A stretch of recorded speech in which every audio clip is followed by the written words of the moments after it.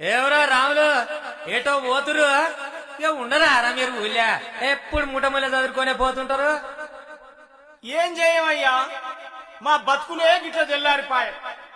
ఇలా కొత్తగా పోతున్నామయ్యా. తరతరాల నుంచి మా తాత ముత్తాతల నుంచి సంచార జీవులమైనా మా వలస బతుకులేనా అయ్యా. ఏం చేస్తారా మీరు? మీ రాతలేకింతేనాయే ఎటు అయినా ఎప్పుడు అయినా ఇట్లా ఊర్లు పట్టుకొని తిరుగుడే మీ పని. పోరి పోరిగా పోరి.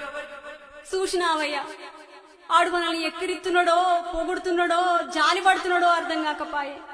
మన బతుకులు ఎంత పలసగైనయే. పలసగైన బాధపడుడు కాదే, ఇకనైనా మన జాతంతా ఏకం కావాలి.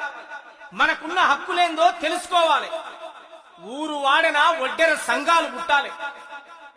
ఆ సంఘాలు పుట్టి సంఘం యొక్క హక్కులేందో తెలుసుకొని మన హక్కులు మనం